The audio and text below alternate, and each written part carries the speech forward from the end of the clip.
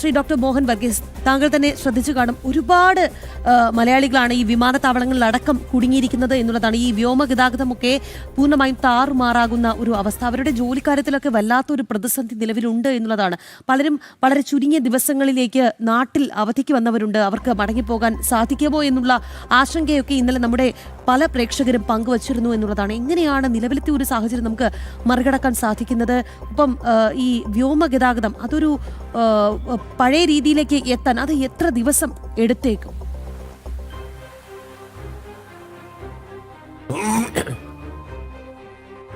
വ്യോമ ഗതാഗതം ഇപ്പോൾ നിലവിൽ താറുമാറായ ഒരവസ്ഥയിലാണ്.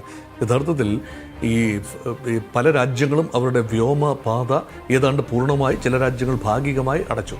അതുകൊണ്ട് വ്യോമഗതാഗതം ഇപ്പോൾ ആ പേർഷ്യൻ ഗൾഫ് മേഖലയിലെ ഒരു 7ഓളം രാജ്യങ്ങളിലേക്കുള്ള എയർക്രാഫ്റ്റുകൾ ഏതാണ്ട് മറ്റ് രാജ്യങ്ങൾ പൂർണ്ണമായി നിർത്തിവെച്ചിരിക്കുകയാണ്. അവിടെ വിമാനങ്ങൾക്ക് പറക്കാവുന്നൊരു സാഹചര്യമല്ല. അതുകൊണ്ട് ഏറ്റവും റിസ്ക് എടുത്തു, ചിലപ്പോൾ കഴിഞ്ഞ ദിവസം സൗദി അറേബ്യയിലൊക്കെ ഏതാനും വിമാനങ്ങൾ പറന്നിരുന്നു എന്നാണ് റിപ്പോർട്ടുകൾ. പക്ഷേ ഇന്നത്തെ ഒരു സന്നിഗ്ധ ഘട്ടം തുടരുന്നത് കൊണ്ട് യാത്ര ഒഴിവാക്കണം എന്ന നിർദ്ദേശമാണ് വിവിധ രാജ്യങ്ങൾ അവരുടെ പൗരന്മാർക്ക് നൽകിയിരിക്കുന്നത്. ഒരുപക്ഷെ എയർലിഫ്റ്റിംഗ് ഉൾപ്പെടെയുള്ള കാര്യങ്ങൾ ഉണ്ടായാൽ തൽക്കാലത്തേക്ക് ഒരു സംവിധാനം ഉണ്ടാക്കണം. അതിന് ഒരു യുദ്ധത്തിൽ ഒരു അണ്ടർസ്റ്റാൻഡിംഗ് ആണ്. കാരണം എയർക്രാഫ്റ്റുകൾ, ആളുകളെ ഒഴിപ്പിച്ചുകൊണ്ട് പോകുന്ന എയർക്രാഫ്റ്റുകൾ യുദ്ധത്തിൽ പെട്ടുപോകും, മിസൈൽ വർഷത്തിൽ പെട്ടുപോവുകയാണ് എങ്കിൽ അത് വല്ലാത്ത നാശനഷ്ടങ്ങളാണ് ഉണ്ടാക്കുക. അതുകൊണ്ടാണ് ഇപ്പോൾ യാത്ര പ്ലാൻ ചെയ്യുന്നവരെ സംബന്ധിച്ചിടത്തോളം ആ യാത്ര ഒന്നുകിൽ വൈകിപ്പിക്കുക, അല്ലെങ്കിൽ അത് ഭാഗികമായിട്ട് തൽക്കാലത്തേക്ക് നീട്ടിവെക്കുക എന്ന ഒരു പ്രതിവിധി മാത്രമേ ഉള്ളൂ. കാരണം അപ്രതീക്ഷിതമായി സംഭവിക്കുന്നതാണല്ലോ യുദ്ധം. ഏത് യുദ്ധസമയത്തും ഏറ്റവും അധികം വൾനറബിലിറ്റി ഉള്ളത് എയർ ട്രാഫിക്കിനാണ്.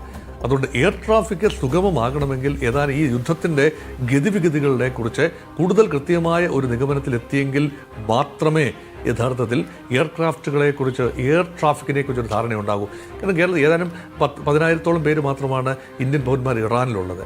ഒരുപക്ഷെ അതിനേക്കാൾ വളരെ കൂടുതൽ പേരാണ് ഇസ്രായേലിലുള്ളത്. 2-3 ലക്ഷത്തോളം പേര് ഇസ്രായേലുണ്ട്. കൂടുതലും കെയർ ഗിവേഴ്സാണ്, അതും അടുത്ത കാലത്ത് പോയവരാണ്.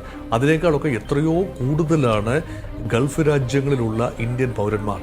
അവരുടെയൊക്കെ സുരക്ഷ, അവരുടെ ഫാമിലീസ്, ഇത് കേട്ടുകൊണ്ടിരിക്കുന്ന ആളുകളുടെ മിക്ക ആളുകളുടെയും ബന്ധുക്കൾ, അടുത്ത ബന്ധുക്കളോ അകന്ന ബന്ധുക്കളോ ഒക്കെ തന്നെ മധ്യപൗരസ്ത്യ പ്രദേശത്ത് വിവിധ ജോലികൾ ചെയ്ത് ജീവിക്കുന്നവരാണ്.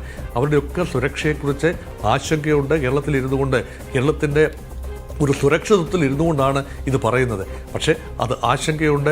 അവരുടെ യാത്രാപഥം തീർച്ചയായും അവരുടെ വീട്ടുകാരെ സംബന്ധിച്ചിടത്തോളം അവരെത്രത്തോളം സുരക്ഷിതമാണ് എന്ന പലപ്പോഴും വിവരങ്ങളുണ്ട്. നെറ്റ് കണക്ഷൻ ഉള്ളതുകൊണ്ട് പലപ്പോഴും നിരന്തരമായി ഇവരൊക്കെ വീടുകളിലേക്ക് കോൺടാക്റ്റിൽ നിൽക്കുകയാണ്. അതുകൊണ്ട് തൽക്കാലത്തേക്ക് അവർ സുരക്ഷിതരാണ് എന്ന ഒരു രീതി തന്നെയാണ്. കാര്യമായ നാശനഷ്ടങ്ങൾ, ബോംബ് വർഷം ഉണ്ടായി എങ്കിൽ പോലും GCC രാജ്യങ്ങളിലൊന്നും കാര്യമായ നാശനഷ്ടങ്ങൾ ഉണ്ടായതായി അറിവില്ല. അബുദാബിയിൽ ഒരാൾ മരിച്ചതായി, അതൊരു പാകിസ്ഥാൻ പൗരൻ മരിച്ചതായി കഴിഞ്ഞ ദിവസം വിവരമുണ്ടായിരുന്നു. അതുകൊണ്ട് നാശനഷ്ടങ്ങളുടെ വലിയ കണക്കുകൾ വരുന്നില്ല. പ്രത്യേകിച്ച് മലയാളികൾക്ക് ഇതുവരെ ജീവനാശം ഉണ്ടായതായി ഇപ്പോൾ സ്ഥിരീകരിക്കുന്ന റിപ്പോർട്ടുകൾ ഒന്നും തന്നെയില്ല. പക്ഷേ ഇത് യുദ്ധമാണ്. അതുകൊണ്ട് ജാഗ്രതാപൂർവമായ ഒരു നിലപാട് തന്നെയാണ് പൊതുജനം സ്വീകരിക്കേണ്ടത്. പ്രത്യേകിച്ച് എയർ ട്രാവൽ പോലെയുള്ള കാര്യങ്ങൾ, എയർക്രാഫ്റ്റ് ഓപ്പറേറ്റ് ചെയ്യുന്ന കമ്പനികൾ, എയർലൈനുകൾ വളരെയധികം കാര്യക്ഷമതയോടെ, കൃത്യമായി ജാഗ്രതയോടുകൂടി തന്നെ പ്രവർത്തിക്കേണ്ട സമയമാണല്ലോ ഇത്.